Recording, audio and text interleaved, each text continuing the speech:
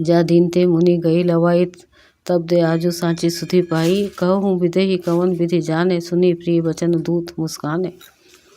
भैया जिस दिन से मुनि उन्हें लिवाले गए तब से आज ही हमने सच्ची खबर पाई है। कहो तो महाराज जनक ने उन्हें कैसे पहचाना।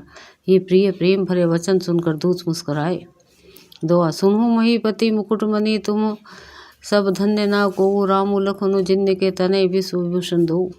दूतों ने कहा हे राजाओं के मुकुटमणि सुनिए, आपके समान धन्य और कोई नहीं है जिनके राम लक्ष्मण जैसे पुत्र है जो दोनों विश्व के विभूषण है। पूछन जोगुना तनय तुम्हारे पुरुष सिंह त्योपुर उजियारे जिनके जस प्रताप के आगे शशि मलिन रवि शीतल लागे। आपके पुत्र पूछने से योग्य नहीं है, वे पुरुष सिंह तीनों लोक के प्रकाश स्वरूप हैं जिनके यश के आगे चंद्रमा मलिन और प्रताप के आगे सूर्य शीतल लगता है। तिह कहा कहिया नाथ किमी चिन्ह देखिया रवि की दीप कर लिन्ने सिए स्वयंवर भूप अनेका समीटे सुभट एक ते एका। हे नाथ, उनके लिए आप कहते हैं कि उन्हें कैसे पहचाना। क्या सूर्य को हाथ में दीपक लेकर देखा जाता है। सीता जी के स्वयंवर में अनेकों राजा और एक से एक बढ़कर योद्धा एकत्र हुए थे। शंभु सरासनु कहूँ ना टारा हारे सकल वीर अभि बरियारा तीनी लोक महाजय भट मानी सबके सकति शंभु धनु महानी। परंतु शिव जी के धनुष को कोई भी हटा नहीं सका। सारे बलवान वीर हार गए। तीनों लोकों में जो वीरता के अभिमानी थे, शिव जी के धनुष ने सबकी शक्ति तोड़ दी।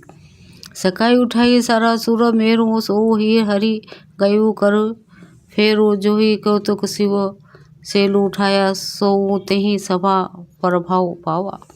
बाणासुर जो सुमेरु को भी उठा सकता था, वह भी हृदय में हार कर परिक्रमा करके चला गया। और जिसने खेल से ही कैलाश को उठा लिया था, वो रावण भी उस सभा में पराजय को प्राप्त हुआ। दोहा तहाँ राम रघुवंश मणि सुनिया महा महिपाल भजे ऊंचा प्रयास बिनु झिमी गज पंकज नाल। हे महाराज सुनिए, वहाँ जहाँ ऐसे ऐसे योद्धा हार मान गए, रघुवंशी मणि श्री रामचंद्र जी ने बिना ही प्रयास शिव जी के धनुष को वैसे ही तोड़ डाला जैसे हाथी कमल की डंडी को तोड़ डालता है। सुनी सरोज प्रभु नायक आए बहुत भांति तिन्न आँखी दिखाए देख राम बलु निज धनु धिन्ना करी बहु विनय गवनु बन किन्ना।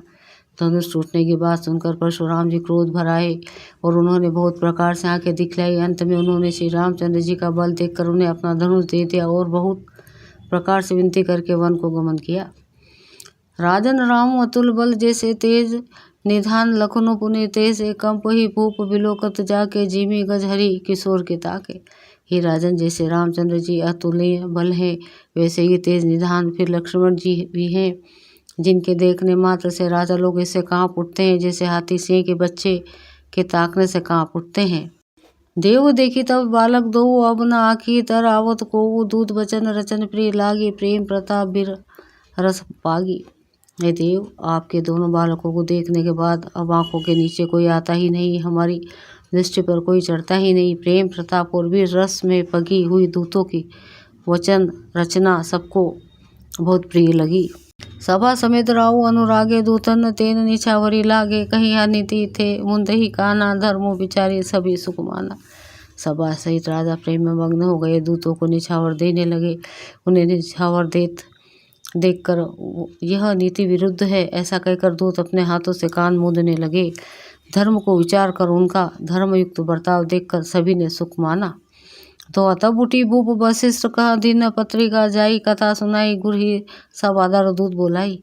तब राजा ने उठकर विष्णु वशिष्ठ जी के पास जाकर उन्हें पत्रिका दी और आदर पूर्वक दूतों को बुलाकर सारी कथा का गुरु जी को सुना दी।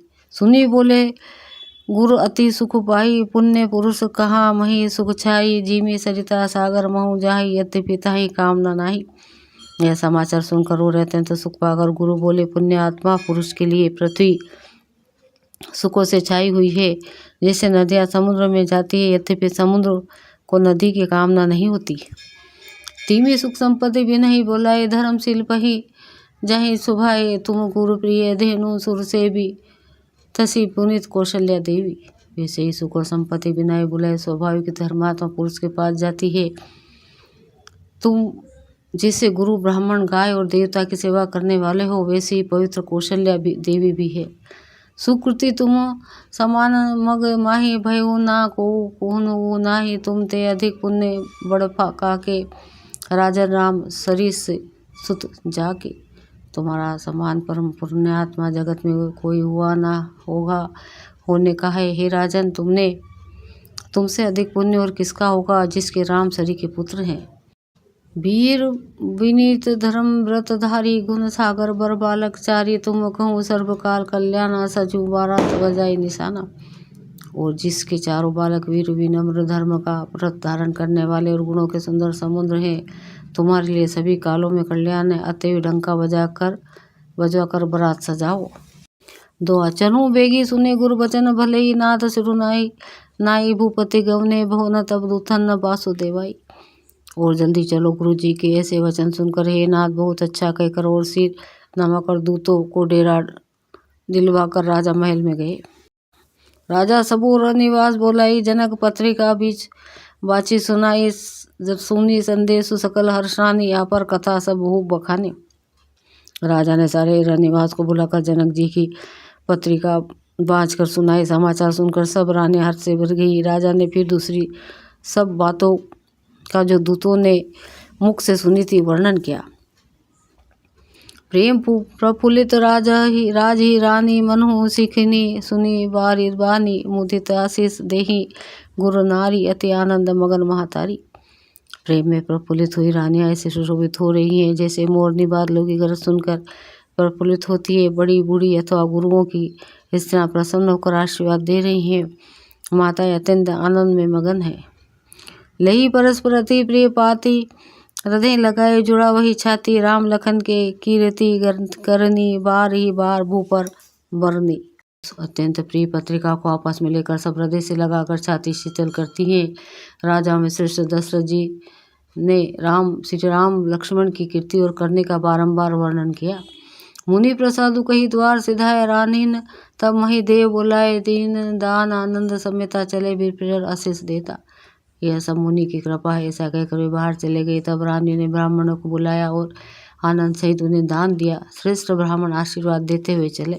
16 जाचक लिए हकारी दिन्ने निछावरी कोटि विधि चिरु जिह्वाओं सुतचारी चक्रवर्ती दशरथ के।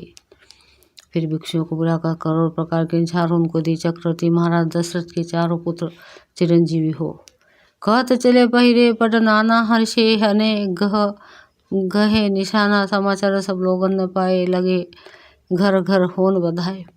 और कहते हुए वे अनेक प्रकार के सुंदर वस्त्र पहनकर चले। आनंदित होकर नगाड़े वालों ने बड़े जोर से नगाड़ों पर चोट लगाई। सब लोगों ने जब ये समाचार पाया तब घर घर बधाई होने लगे। भुवनचारी 10 भरा उछाओ जनक सुता रघुबीर बिहाओ सुनी शुभ कथा लोग अनुरागे मग ग्रही गली संवारन लागे। 14 लोकों में उत्साह भर गया कि जानकी जी और रघुनाथ जी का ब्याह होगा। यह शुभ समाचार पाकर सब लोग प्रेम मग्न हो गए और रास्ते में घर और गलियां सजने लगी। यद्यपि अवध सदैव सुहावनी रामपुरी मंगलमय पावनी तदपि प्रति के प्रति सुहाई मंगल रचना रची बनाई। यद्यपि अयोध्या सदा सुहावनी है क्योंकि वह श्री राम जी की मंगलमय पवित्र पूरी है, तथापि प्रति पर प्रति होने से वह सुंदर मंगल रचना से सजाई गई। ध्वज पताक पट चामार चारु छावा परम विचित्र बजारू कनक कलश तोरण मणि जाला हरद दूब दधि अक्षत माला। ध्वजा पताका पर्दे और सुंदर चमरों से सारा बाजार बहुत ही अनूठा छाया हुआ है। सोने के कलश तोरण मणियों की झालरी हल्दी दूब दही अक्षत और मालाओं से। दोहा मंगलमय निज निज भवन लोगन न रचे बनाई बीती चीची चतुर सम चौके चारू पुराई। लोगों ने अपने अपने घरों को सजाकर मंगलमय बना लिया। गलियों को चतुर्सम से खींचाओ, द्वारों पर सुंदर चौक पुराए। चंदन केसर कस्तूरी कपूर से बने हुए एक सुगंधित रोब को चतुर्सम कहते हैं। जहाँ तहाँ जूथ जूथ मिली भमिनी सजी नौ सप्त सकल दूती दामिनी विधु बंदनी मृग सावक लोचनी नीच स्वरूप रति मानो विमोचनी।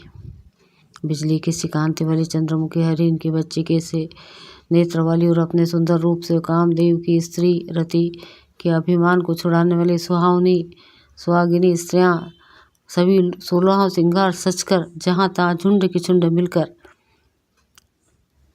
गावी मंगल मंजुल बानी सुनी कल रवो कल कंठी सलजानी भूप भवन कीमी जाई बखाना विश्व विमोहन रचे बिताना। मनोहर वाणी से मंगल गीत गा रही हैं जिनके सुंदर स्वर को सुनकर कोयल भी लजा जाती है। राजमहल का वर्णन कैसे किया जाए जहाँ विश्व को विमोहित करने वाला मंडप बनाया गया है।